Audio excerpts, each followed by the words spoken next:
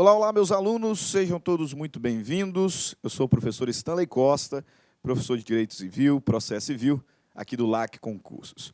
Na aula de hoje nós vamos começar um novo estudo dentro da parte geral do Código Civil. Você que está acompanhando as nossas aulas desde o início, sabe que neste momento, ou até este momento, já trabalhamos tudo acerca das pessoas.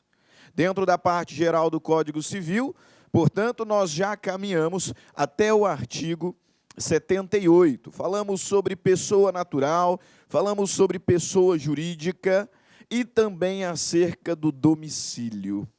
E agora, segundo ponto dessa primeira parte do Código Civil, falaremos então sobre os bens. Quando falamos sobre pessoas, identificamos como sendo os sujeitos da relação jurídica controvertida ou não, os sujeitos de uma relação jurídica material, de natureza patrimonial ou extrapatrimonial, enfim, as pessoas são os sujeitos de direito. Entretanto, na maioria das vezes, essas relações jurídicas, que têm nos seus polos pessoas, também contam com objeto. E é exatamente neste contexto que começamos a trabalhar a chamada teoria geral dos bens. Se até então falávamos sobre os sujeitos da relação, agora passamos a falar sobre o objeto do direito. E compreendam o seguinte: afora aqueles entes despersonalizados, se no direito não se enquadra o instituto ou o ente ali considerado como uma pessoa, então nós o consideraremos coisa, objeto de direito. Ok?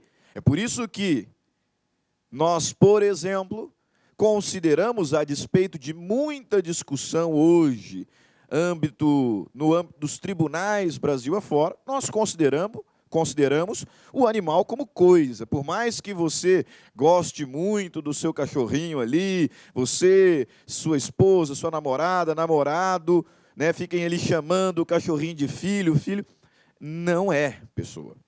Não é sujeito e nem pode ser sujeito de direito à luz do nosso ordenamento jurídico vigente. Se enquadram, portanto, como coisas, inclusive são classificados. Nós veremos, os animais se enquadram na classificação de coisas que chamamos de semoventes. Mas isso é assunto para daqui a pouco. Primeiro, faço questão de destacar que, tendo trabalhado já os sujeitos da relação jurídica, passamos então a falar sobre os objetos do direito, sobre as coisas, os bens jurídicos. Os bens jurídicos. E o que o Código Civil se preocupa em regular acerca dessas coisas, notadamente não é conceito, não é natureza jurídica, e sim espécies. Nessa curta parte do Código Civil, nós encontramos o legislador tipificando expressamente diferentes espécies de coisas. Evidentemente, essas classificações não são à toa. Cada classificação dessa nos trará uma consequência diversa. Por isso, sendo as coisas objetos do direito, a depender da espécie, a depender da natureza, as relações jurídicas terão ali diferentes regras, diferentes regulamentos.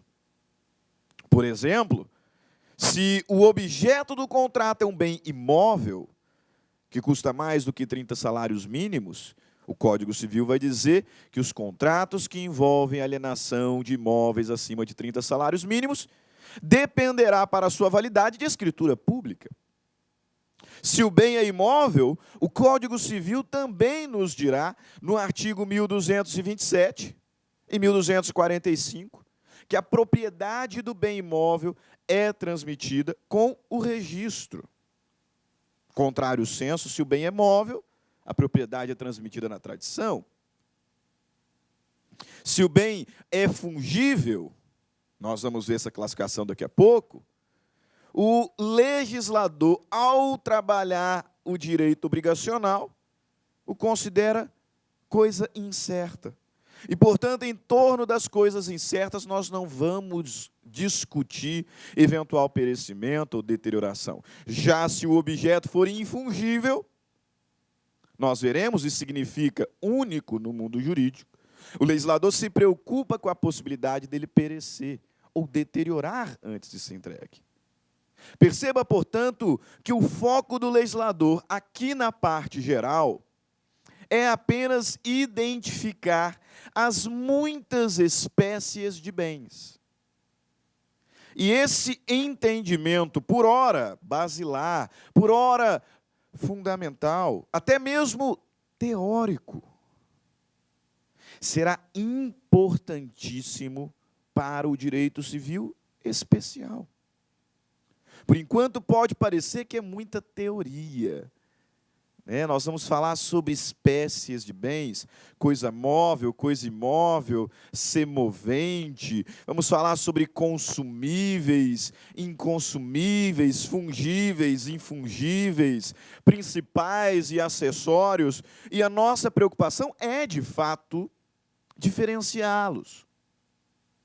Mas tudo isso tem uma razão, porque as regras aplicáveis a cada relação jurídica também serão distintas a depender da natureza do objeto desta relação.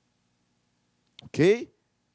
Perfeito? Então vamos lá ao nosso trabalho, começando pela primeira espécie de bens. A primeira espécie ou a primeira classificação de bens que o Código Civil nos traz. E é exatamente aquela que separa os bens em imóvel e bem móvel. Primeira classificação de bens é quanto à modalidade, portanto. E o Código Civil começa por identificar-nos o conceito de bens imóveis. Bens imóveis, professor, moleza, né? Não tem como errar, de fato. De fato, conceito de bem imóvel, tranquilíssimo. Por isso, pouco provável disso aqui cair na sua prova, né? Cá para nós. Mas tem um detalhezinho aqui muito importante, que nós já vamos destacar, que são aqueles imóveis por força de lei. Esses muito cobrados em concurso público. Vejamos, artigo 79 do Código Civil, são bens imóveis o solo e tudo quanto se lhe incorpora, natural ou artificialmente. Considera-se bem imóvel o solo e tudo que se lhe incorporar, natural ou artificialmente. Por isso, a sua casa é um bem imóvel, o seu terreno baldio é um bem imóvel. A sua plantação, enquanto fixada no solo, é bem imóvel. Considera-se bem imóvel e o solo e tudo que se lhe incorporar, de forma natural ou artificial. Ok? Beleza? Não tem erro. Eu quero muita atenção dos senhores, portanto, com relação aos chamados bens imóveis por força de lei. Bens imóveis por força de lei.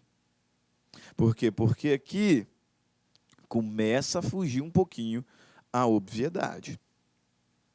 Se na sua prova for cobrado bem imóvel por força de lei, saiba, muitos errarão. Aqui o tema parece muito simples e, por vezes, ignorado no estudo. E esse é um problema muito sério.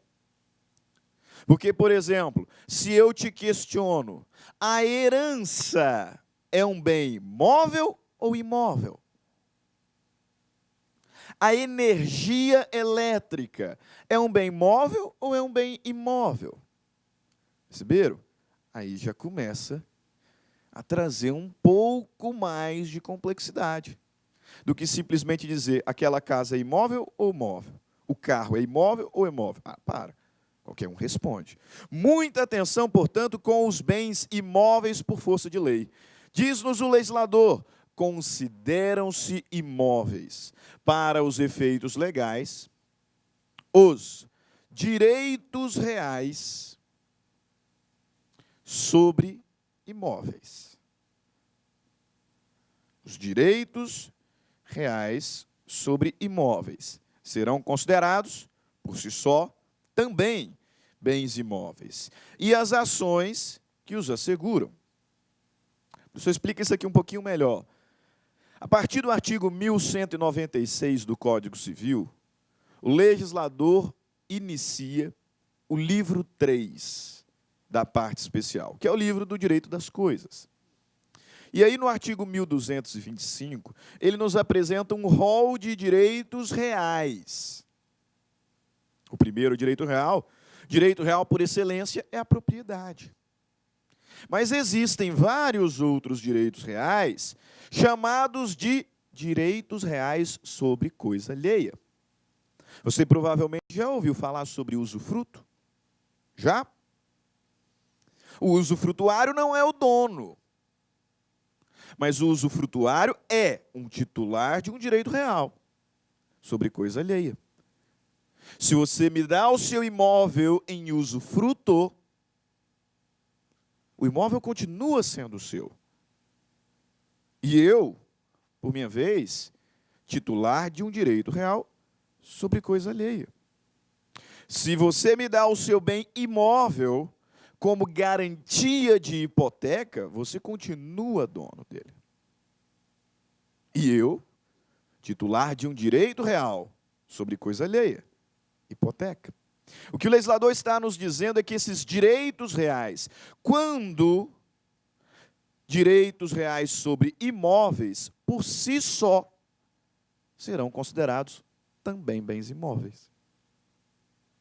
Ok? A hipoteca, um bem imóvel. É um direito real sobre coisa alheia. Mas no contexto aqui do artigo 80, um bem imóvel. Sem problemas. Chama ainda mais a atenção dos senhores com relação ao inciso 2º. Veja lá. Consideram-se bens imóveis para os efeitos legais os direitos reais sobre imóveis e as ações que os asseguram. Além disso, o direito real à sucessão aberta. Você sabe o que é o direito real? Não, né? O direito à sucessão aberta. Você sabe o que é esse tal direito à sucessão aberta? O legislador está aqui falando sobre herança. Sobre herança. Por isso, do questionamento que eu havia feito anteriormente, a herança, ela é um bem móvel ou é um bem imóvel? Por força de lei, a herança é considerada como um bem imóvel. Um bem imóvel. Vou além. A herança será considerada bem imóvel, ainda que composta apenas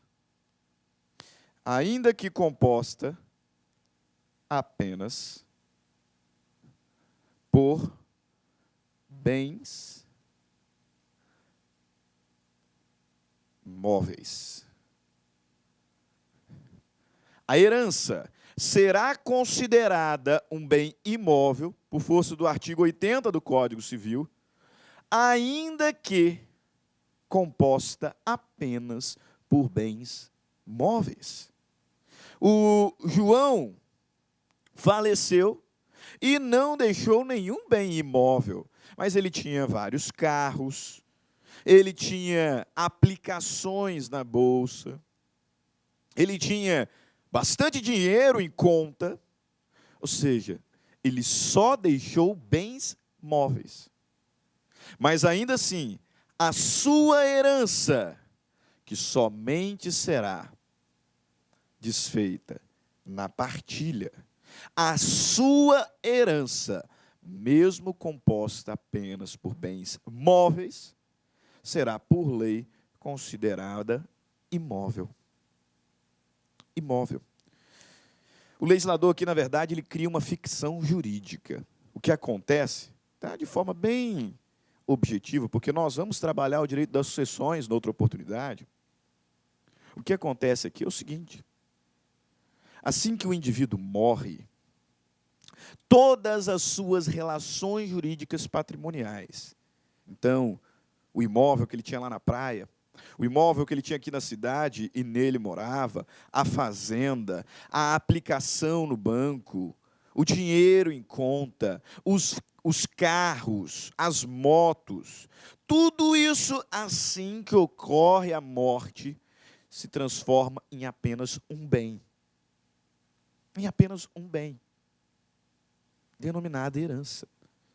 E aí nós teremos que a herança, ela é um bem,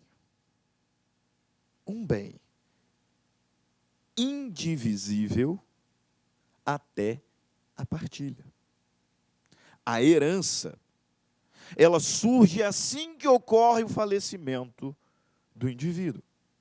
Todos os seus bens se transformam em apenas uma coisa: a herança, que será indivisível até a partilha. Na partilha, a herança deixa de existir. E aí o que eu preciso observar é que esta herança, esse direito à sucessão aberta, é, por lei, considerado bem imóvel. Ok? Beleza. O legislador segue falando sobre os bens imóveis e nos diz o seguinte no artigo 81: não perdem o caráter de imóveis as edificações que, separadas do solo, mas conservando a sua unidade, forem removidas para outro local. Aqui no Brasil a gente não vê tanto, mas provavelmente você já viu em filmes americanos, né, aquela casa sendo retirada inteirinha de determinado local, posta num caminhão e transportada para um outro local. O que o legislador está dizendo é que, se isso acontecer, ela não perde a sua característica de imóvel, continua sendo. Veja, não perdem o caráter de imóveis as edificações que, separadas do solo, mas conservando a sua unidade, forem removidas para outro local.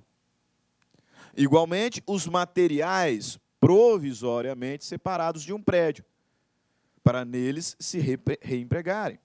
Né? Tiro lá a piscina para fazer lá o reparo e depois a coloco novamente. Não perdeu o seu caráter de imóvel. No contraponto dos bens imóveis, evidentemente, encontramos os móveis. E sobre os bens móveis, o legislador nos diz: são móveis os bens suscetíveis de movimento próprio ou de remoção por força alheia, sem alteração da sua substância ou da destinação econômico-social. São móveis os bens suscetíveis de movimento próprio ou de remoção por força alheia, sem alteração da substância ou da destinação econômico-social. Portanto, bens móveis são aqueles que podem ser movimentados, sem prejuízo da sua substância. Chamo a atenção dos senhores para essa primeira espécie de bem móvel aqui, ó. Até puxar uma setinha. São bens móveis, aqueles suscetíveis de remoção por força alheia. Então, o computador, essa câmera, o meu carro, tudo dá para ser removido por força alheia, sem perda da sua substância.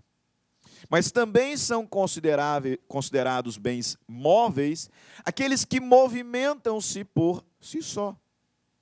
Aqueles que têm movimento próprio. E aí, nesse caso, nós classificaremos como bens semoventes. Como bens semoventes. O que é um bem semovente, professor? É aquele bem móvel suscetível de movimentação própria. É o caso, portanto, dos animais. É o caso, portanto, dos animais semoventes. Molezinha, não tem como errar. Por isso eu chamo a sua atenção, especialmente para aqueles que são bens móveis por força de lei, apresentados lá no artigo 83 do Código Civil. Por gentileza, marque esse artigo aí no seu código. Os bens móveis por força de lei. O legislador nos diz: consideram-se móveis, para efeitos legais, as energias que tenham valor econômico. Ainda, os direitos reais. Agora, sobre bens móveis. E as ações correspondentes. Bem como os direitos pessoais de caráter patrimonial e respectivas ações. Vejamos, o legislador nos diz que o bem imóvel é o solo e tudo que nele está integrado. Ressalta ainda que serão considerados bens imóveis os direitos reais sobre imóveis e o direito à sucessão aberta. Agora, o legislador nos diz que são móveis aqueles suscetíveis de movimento próprio, semoventes, ou de remoção por força alheia, sem perda da sua substância e valor econômico.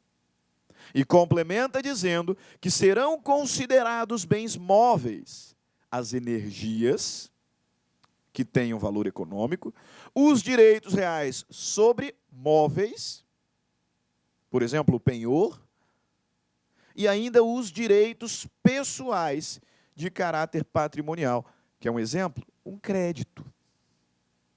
Um crédito. Você me emprestou 10 mil reais para eu te pagar daqui a um ano. Você tem um crédito comigo.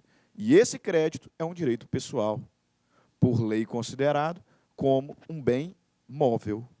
Considerado como um bem móvel. Ok? Segunda classificação de bens, quanto à fungibilidade. Aqui o nome é feio, né? Aqui eu acho que não tem muito como ir pelo rumo, não. Todo mundo sabe um pouquinho sobre bens móveis e bens imóveis. Por isso que eu chamo a sua atenção. Dificilmente cairá na sua prova conceito de imóvel e conceito de imóvel. Se for cobrado na sua prova, provavelmente cairá acerca dos semoventes ou dos imóveis por força de lei ou móveis por força de lei. Porque o resto qualquer pessoa sabe.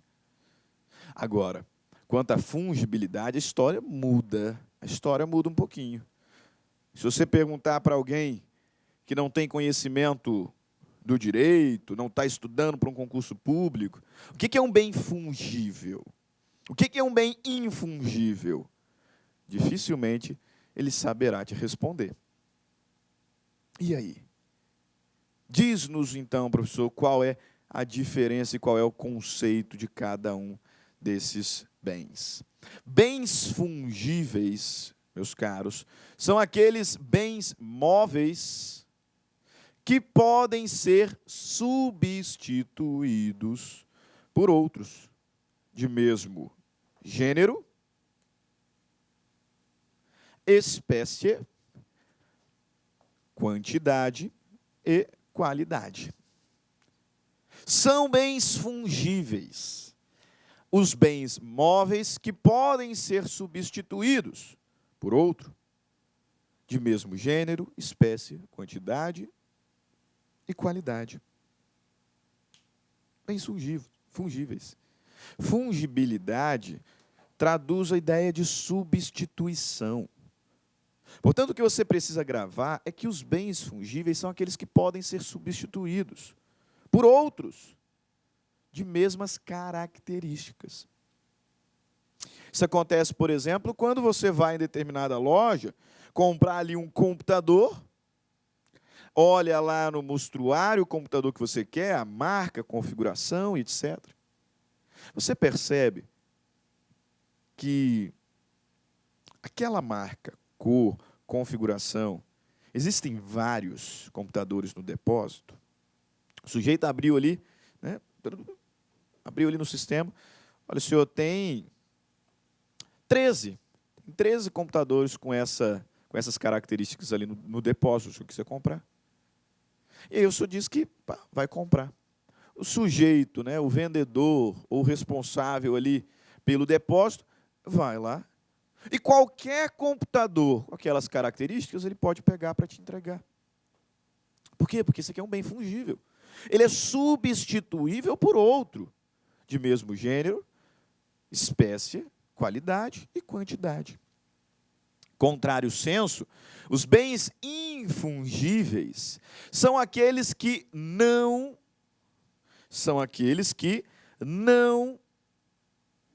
podem ser substituídos. Não podem ser substituídos por outros de mesmo gênero, espécie, quantidade e qualidade. Um quadro, simplesmente assim, é um bem fungível. Mas se eu falar daquele quadro que foi pintado por Pablo Picasso, famosíssimo, outro igual àquele não existe. Por isso nós vamos afirmar que estamos diante de um bem infungível, insubstituível. O piano que o Beethoven usava, existem outros pianos daquela marca, daquele modelo, mas aquele é o que o Beethoven usava. Infungível. Ou o que lá no direito das obrigações chamaremos de coisa certa. Coisa certa. Absolutamente individualizada com relação a todas as suas características, de modo a serem únicas no mundo jurídico. Sobre os bens fungíveis e infungíveis, o Código Civil nos diz o seguinte, artigo 85. Artigo 85 do Código Civil. Veja lá, são fungíveis os móveis que podem substituir-se por outros da mesma espécie, qualidade e quantidade. Contrário senso, teremos como infungíveis aqueles que não podem ser substituídos. Classificados ali no mesmo capítulo, na mesma seção, mas diferentes, nós temos os bens quanto à durabilidade, classificados em duas espécies: bens consumíveis e bens inconsumíveis. Consideraremos bens consumíveis aqueles bens móveis que são destruídos à medida que utilizados. Por exemplo, o pacote de biscoito que você comprou lá no mercado. Bens consumíveis. São bens que perecem, bens que são destruídos à medida que utilizados. Combustível, mantimentos e etc. Já os bens inconsumíveis são aqueles que mantêm a substância à medida que são utilizados. Pode até ser que a longo prazo, mais cedo ou mais tarde, A própria utilização causa destruição, né? Um carro, se você usar aí por, sei lá, né, 500 mil quilômetros, vai acabar, né? Vai acabar. Mas são classificados como inconsumíveis. Por quê? Porque você utiliza e a substância é mantida. Bens inconsumíveis, portanto, aqueles que mantêm a substância à medida que são utilizados. Suportam a utilização regular, sem que isso implique na sua destruição. Um carro, uma televisão, um computador, e assim sucessivamente. Artigo 86. São consumíveis os bens móveis, cujo uso importa destruição imediata da própria substância, sendo também considerados tais os destinados à alienação.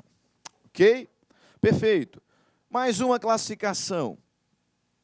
Bens quanto à divisibilidade. Duas espécies nós temos: bens divisíveis e bens indivisíveis. Bens divisíveis são aqueles que comportam fracionamento, sem prejuízo da sua essência ou finalidade socioeconômica. Podem ser, portanto, partilhados, podem ser repartidos em porções variadas. Bens divisíveis. Já os bens indivisíveis são aqueles que não podem ser fracionados sem prejuízo da sua utilidade. Professor, tá, beleza, entendi. Eu só queria saber um pouquinho qual é a relevância dessa classificação. Quer saber? Lá em direito das obrigações, a gente trabalha, por exemplo, com contratos. E existe lá no direito das obrigações uma classificação que separa as obrigações em duas espécies, divisíveis e indivisíveis. Se eu empresto 100 mil reais para você e o seu irmão, 100 mil reais, o objeto dessa nossa relação é divisível, não é? Por isso, o Código Civil, no artigo 257, vai dizer que, artigo 257, vai nos dizer que, havendo multiplicidade de sujeitos, nós temos dois devedores, e sendo o objeto divisível, presume-se fracionado. Sabe o que aconteceu aqui? Eu emprestei 100 mil reais para vocês dois. E se não houver cláusula de solidariedade, você me deve só 50 mil. O seu irmão me deve só 50 mil. Se ele não me pagar, eu não posso cobrar de você. Se ele não me pagar, eu não posso cobrar os juros de você. Por quê? Porque esses bens são divisíveis, esse bem é divisível, e dois são os devedores. Já se eu estou comprando de vocês um quadro que herdaram do seu pai, vocês me devem a entrega, não tem como um me entregar 50% e o outro me entregar 50%. Estou diante, portanto, de um bem indivisível. E aí o que o legislador vai me dizer no artigo 259, 260, é que, sendo o bem indivisível e vários os devedores, cada devedor responderá pela totalidade. Você não tem como me entregar 50%. Seu irmão não tem como me entregar 50%. Então, cada um de vocês vai responder pelo todo. Pelo todo. Por quê? Porque indivisível é o bem. Artigo 87 do Código Civil, artigo 87 do Código Civil, nos diz o seguinte: bens divisíveis são os que se podem fracionar sem alteração na sua substância, diminuição considerável do seu valor, ou prejuízo do uso a que se destinam. Artigo 88. Os bens naturalmente divisíveis podem tornar-se indivisíveis, por determinação da lei ou por vontade das partes. Nós podemos, como cheguei a dizer, neste contrato em que vocês se comprometem a me pagar 100 mil reais, e 100 mil reais é divisível, tem como eu cobrar 50 só dele, 50 só de você, nós podemos convencionar a solidariedade. E aí, muito embora naturalmente divisível, você responderá pelo todo. Seu irmão também responderá pelo todo. É o que o legislador está nos dizendo aqui. Os bens naturalmente divisíveis tornam-se indivisíveis por determinação da lei ou por vontade das partes. Ok? Beleza, essa foi apenas a primeira parte dos nossos estudos sobre bens. Continuaremos a classificação dos bens no próximo bloco. E, ao final, então, resolveremos algumas questões de concurso em que a matéria foi cobrada. Ok? Até daqui a pouquinho. Só vá lá, beba uma água, um café, dê uma esticada e volte para continuarmos os nossos estudos. Grande abraço! Clique-Claque.